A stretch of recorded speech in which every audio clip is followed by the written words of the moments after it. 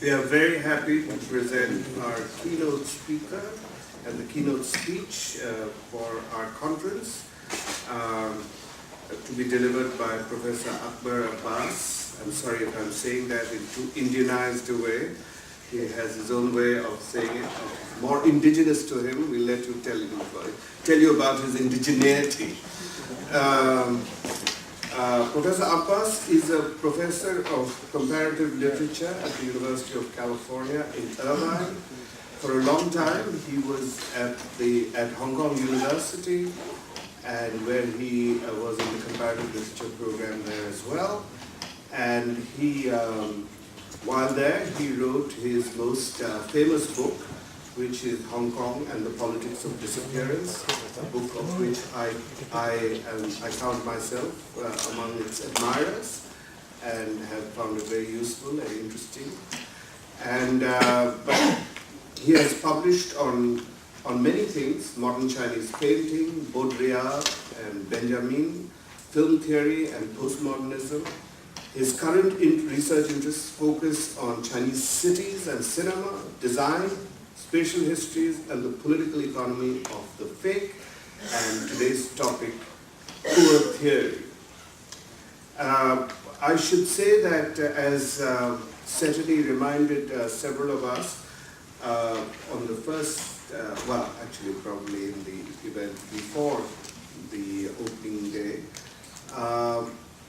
Professor Abbas came to us immediately as somebody who would be a perfect keynote speaker for several reasons, apart from his stature and his work, which is that we also wanted very much to indicate our interest in the kinds of things he is a leader in the realm of culture, media, urban space, and something that did not find too many applicants, or we didn't get sufficiently developed teams in that area from our pool of applicants.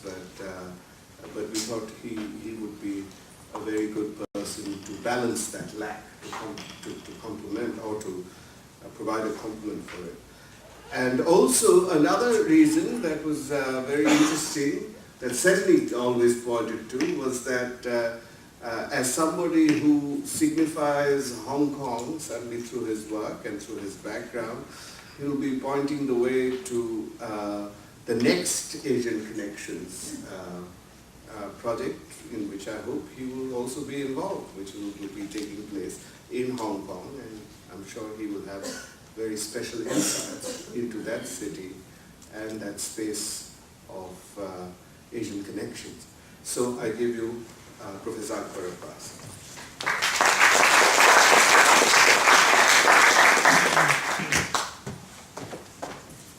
Thank you, Prasenjit. And I'd like to thank Prasenjit and Setty, Helen, for including me in this conference, and thank White for inviting me to IAII. Also Henry for doing the PowerPoints, otherwise I'll be even more confused than it is now. Okay, this paper has a certain tentative ring to it. Some of the formulations are not as elegant as I might want them to be, so I look forward to your criticisms and your corrections at the end.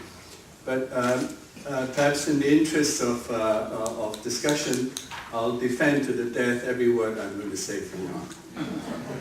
Now, some of the issues I want to raise in this talk on poor theory and Asian cultural practices can be suggested in a preliminary way by W. Yeats's poem entitled "The Circus Animal's Desertion." This is a late piece written when Yeats had already achieved fame as a poet. Nevertheless, the practice of poetry for Yeats, instead of becoming easier, was becoming even more difficult. All the themes that had served him so well in the past, all the knowledge and theories he had accumulated over a long career on the art of poetry, all these seem like circus animals that have deserted him. To proceed, he could no longer trot out these flashy but unreliable circus performers, another word for which might be theories. He had to start all over again from a position of poverty, we might say.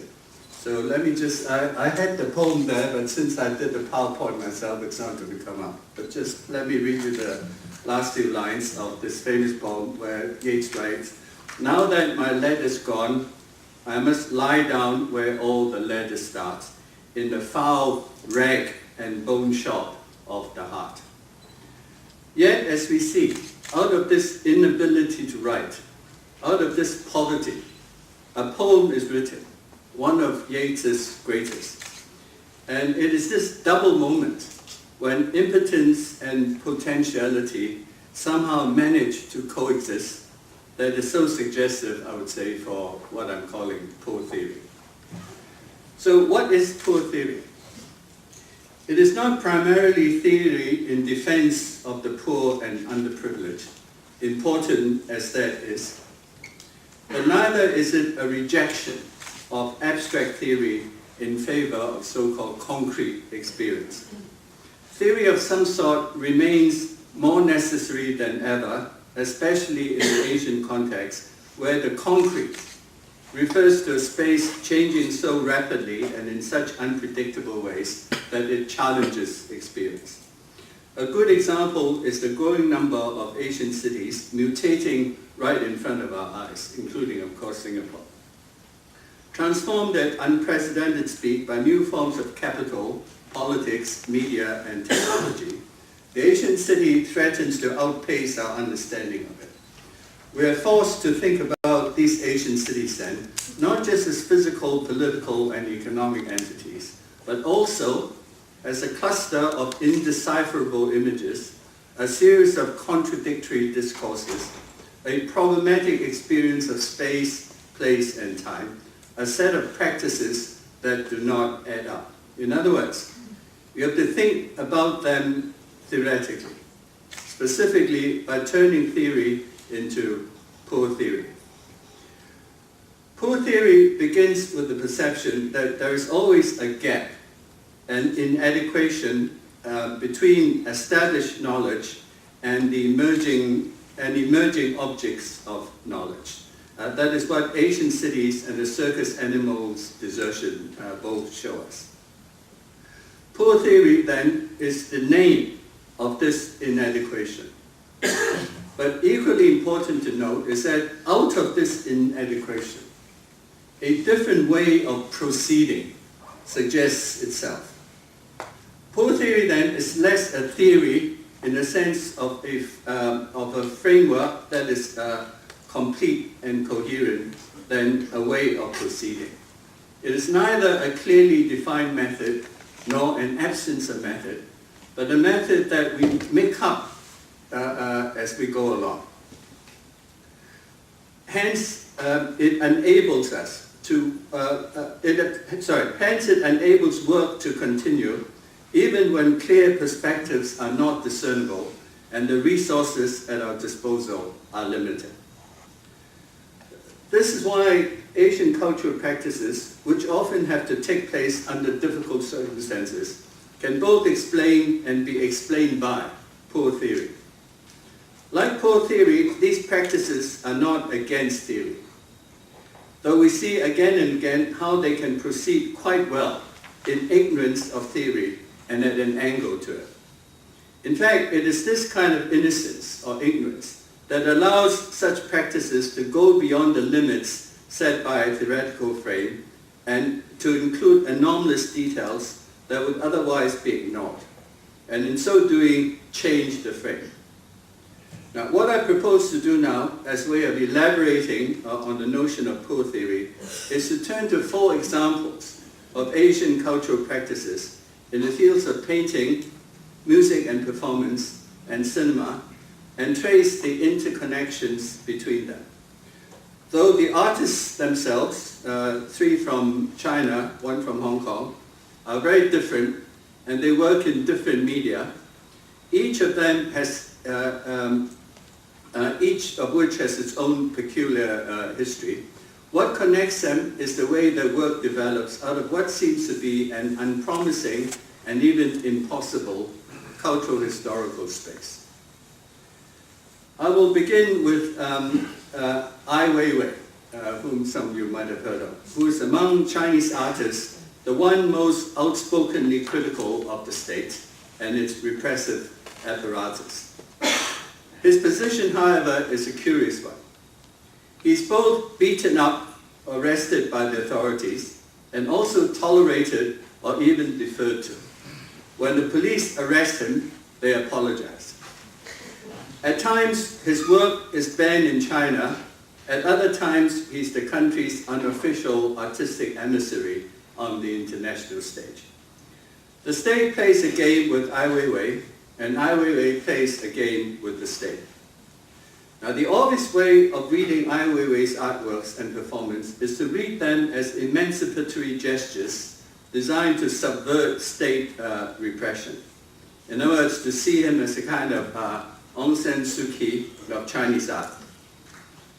But another way to read him is as a poor theorist, someone who manages to live off toxic conditions, like those organisms that microbiologists have recently discovered that can thrive on toxic waste.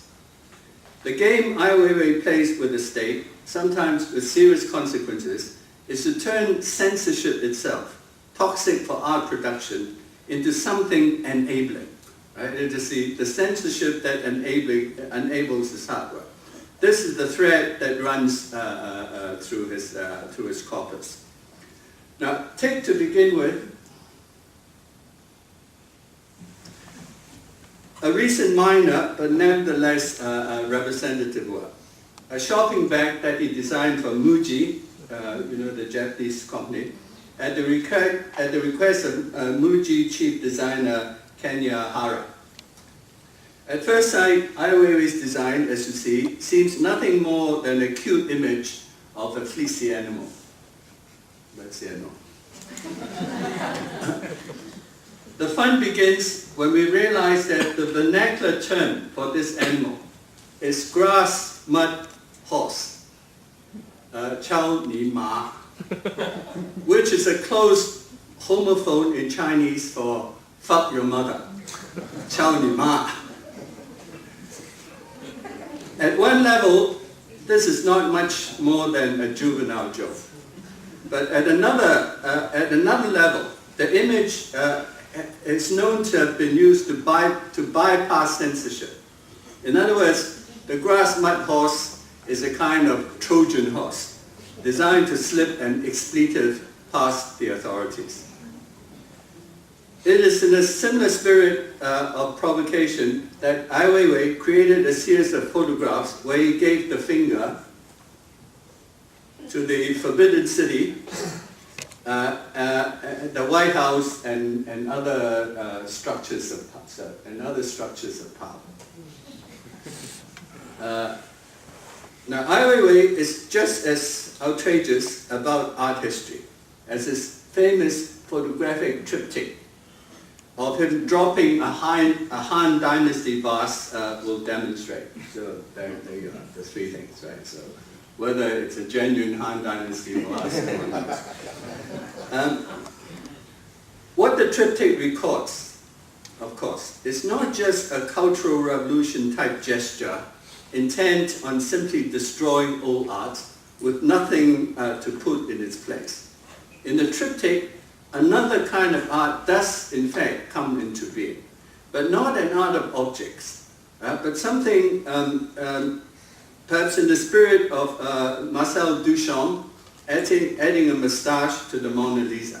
In other words, an art that interrogates art history itself and that questions the way it has the power both to confer value and to censor.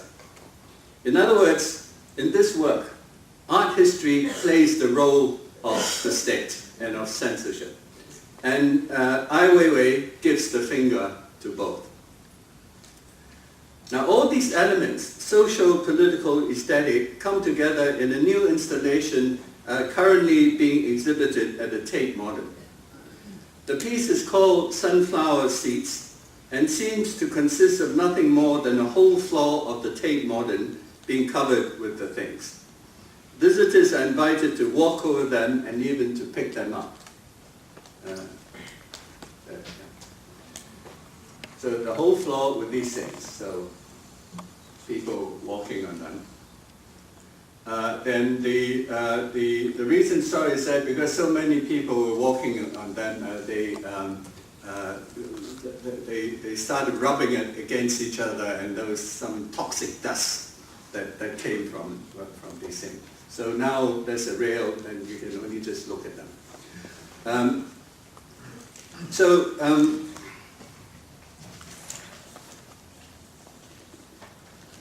It quickly becomes apparent that these sunflower seeds are actually porcelain seeds. Right? They're not natural seeds, they're porcelain seeds. 100 million of them. Each one handmade by artisans, a process that took 2 years to complete. Crucial to the meaning of the installation is the well-known allusion to Mao as the sun and the people as sunflowers turned towards it. Now the best, it seems to me, the best and most economical commentary on this installation is a short poem by the English romantic poet William Blake called Our Sunflower. Again, I had it on PowerPoint, but it's not going to come up, so I'm just going to quickly read it to you. It's one of the greatest short poems ever written, I think. It goes like this. Our sunflower, weary of time, who counters the steps of the sun, seeking after that sweet golden clime where the traveler's journey is done, where the youth pine away with desire, and the pale virgin shrouded in snow, arise from the graves and aspire, where my sunflower wishes to go. It's a beautiful poem, but also a very sharp one, and a quick analysis might go somewhat like this, and I'll be very quick. We see that it's in two stanzas, and what we realize is that the movement of the sunflower, of course, is naturally limited and restricted. It's restricted by heliotropism, for example. It can only move when the sun moves. It can't move by itself. Now, ironically, and this is what the second stanza gives us, right? Ironically, the movement of human beings, whom the sunflower envies, is equally limited because of social and moral restraints. And that's the point of the poem. Now, reading the installation, Ai Weiwei's installation, then through Blake's poem, it is possible to see how it is once again the ubiquity of state censorship that paradoxically enables Ai Weiwei's artworks to come into being. Now, if Ai Weiwei is the wild man of Chinese art, the second figure I want to consider is almost the opposite. The second figure is the consummate gentleman. Liu Dan may well be the most paradoxical figure in Chinese art today, a thoroughly contemporary sensibility, interested in and knowledgeable about new art currents, who chooses to express himself in what looks like very traditional forms. That's not very clear, but that's an example of one of his more recent works called 12 Views. His medium is mainly ink on paper, his subject matter, landscapes, rocks, flowers, his signature, the Chinese brushstroke. It is not surprising, therefore, that some see in him the revival of Song Dynasty painting and aesthetics. This is misleading because Liu Dan's project is both individual and contemporary, as distant from revivalism as it is from avant-gardism. His work has nothing to do with antiquarianism. Its interest lies elsewhere.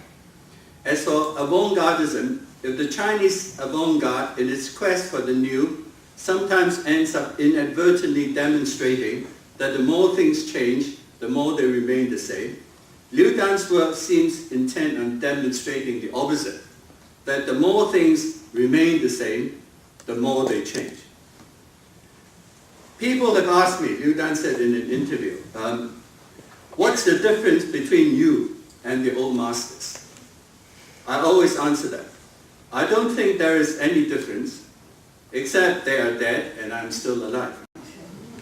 On the other hand, because I'm still alive, they are alive too. I don't think I'm part of the literati tradition, but I'm part of its legacy.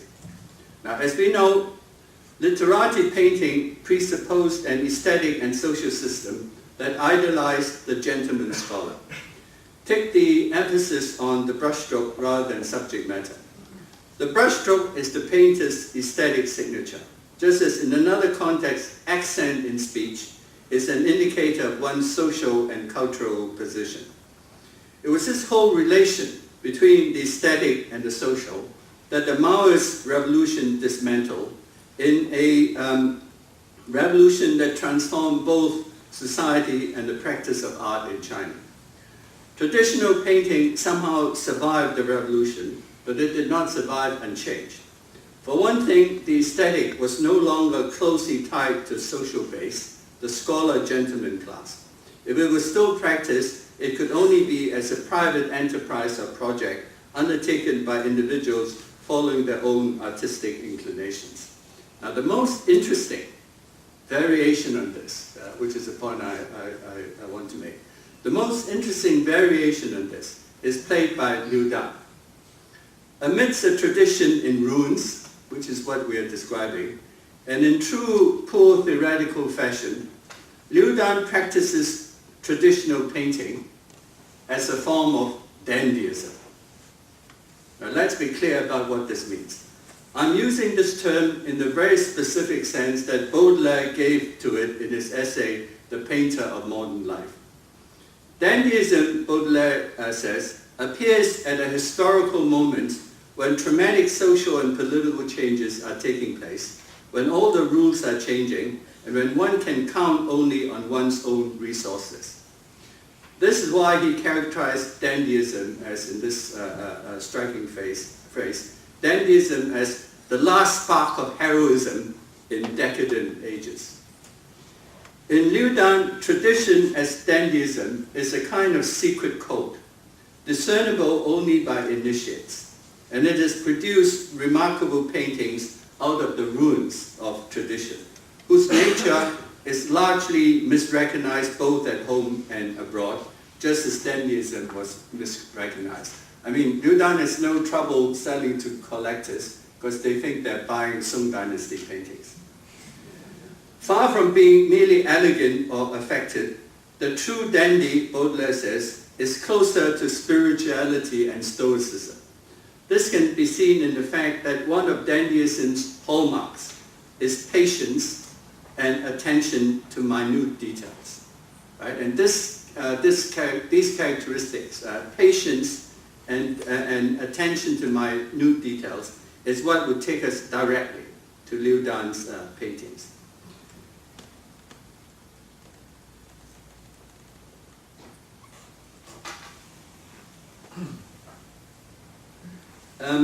Perhaps the first thing one notices about Liu Dan's paintings are indeed the overwhelming details and the aesthetic and ethical implications. One of the most remarkable examples in this regard is this large work of 1991 entitled Dictionary, a watercolor on 3 sheets of paper measuring a huge 213 by 304 centimeters. So to get a sense of the scale, that's how big it is, with 2 people sitting in front of it. This piece was preceded by a small work, which also couldn't get in. So there's by a small work finished earlier entitled Dictionary and Carved Walnut, done in colored paper on paper, colored pencil on paper, measuring 36 by 26 centimeters. So you have a huge work and a small work. But in both works, large and small, there's an entire attention to detail and a patient erudition. But this erudition is something so extreme that it becomes a little fantastic. I mean, what is really interesting, or one of the things that's really interesting about works like this, is how extreme they are. So extreme that it becomes a little fantastic. But this mode of the fantastic arising not out of the vague, the irrational, or the uncertain, but a fantastic that arises out of facts, details, and wide-awake study. It's a mode that none other than Michel Foucault has called singularly modern. Right? This type of the fantastic that comes out of facts, or the extreme devotion of facts, rather than dreams and fantasies. Right? It's a fantastic that Foucault called singularly modern. An equally impressive piece is this next piece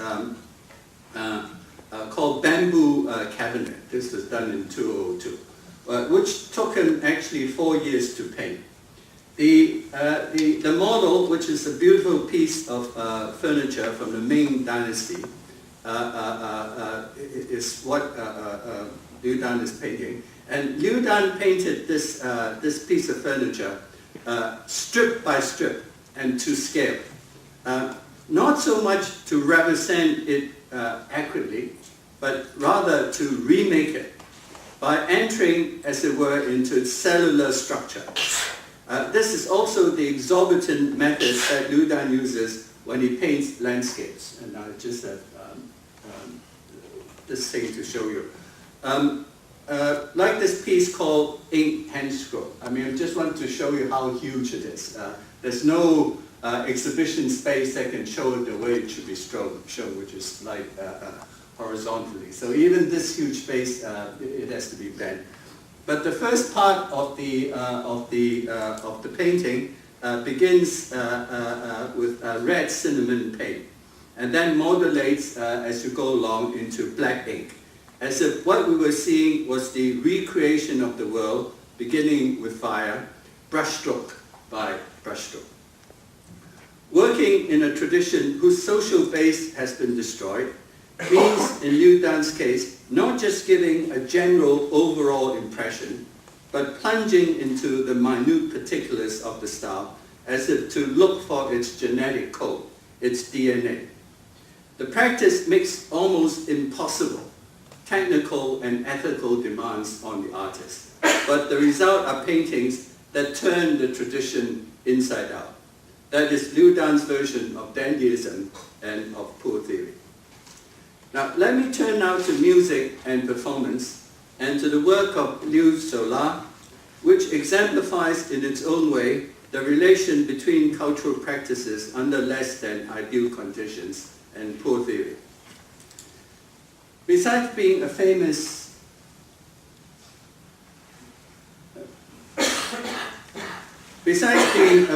novelist, Liu Sola is a conservatory-trained composer, a student of contemporary music, Chinese opera, jazz and blues, and in a past life, also a pop singer.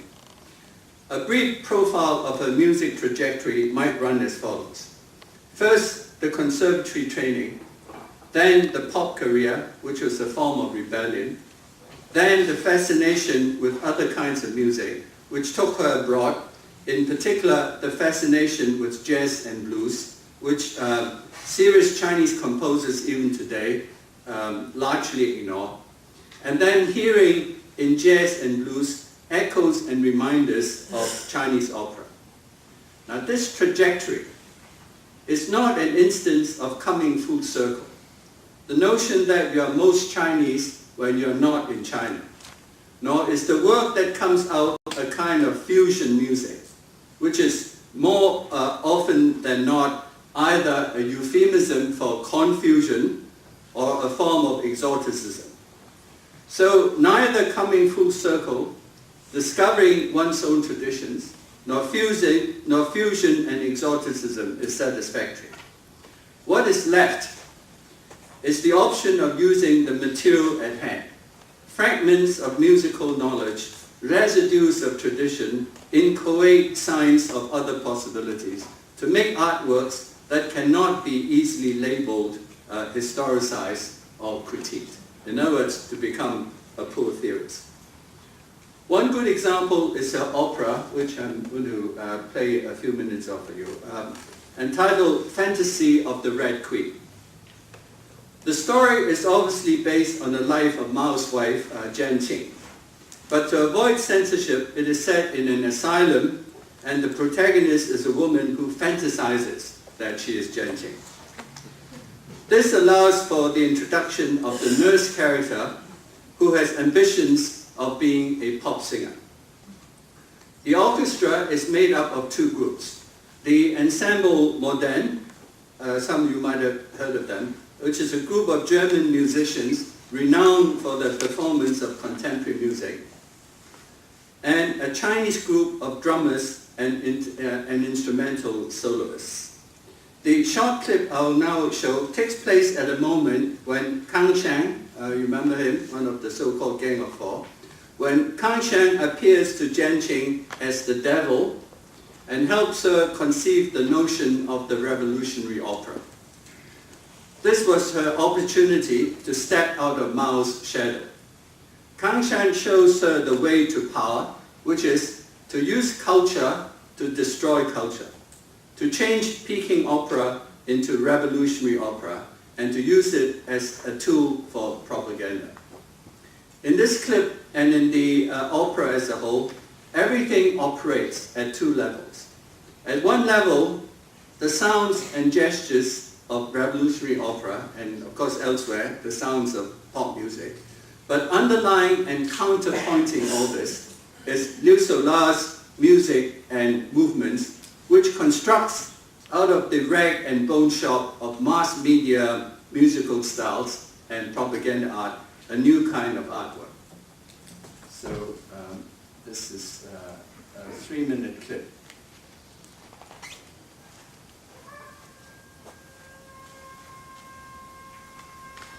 I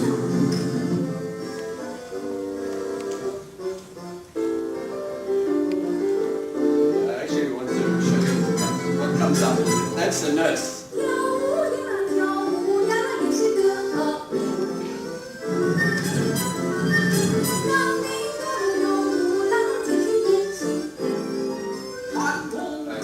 That's Kang Shang, and this is the temptation scene, as it were. But it's also a mass media thing, because in the back you see the video of Peking opera.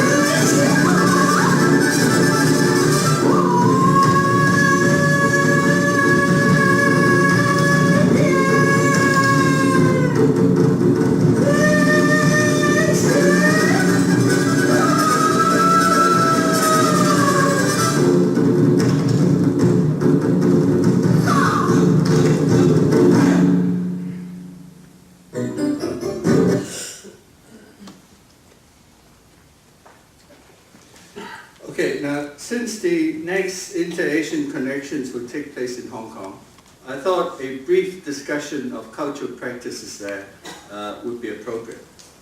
In this regard, probably no figure would be as representative as the Hong Kong filmmaker Wong Kar-wai, creator of such iconic classics as Chungking Express and the trilogy Days of Being Wild, In the Mood for Love, and 2046. If Wong Kar-wai did not exist, Hong Kong would have to invent it.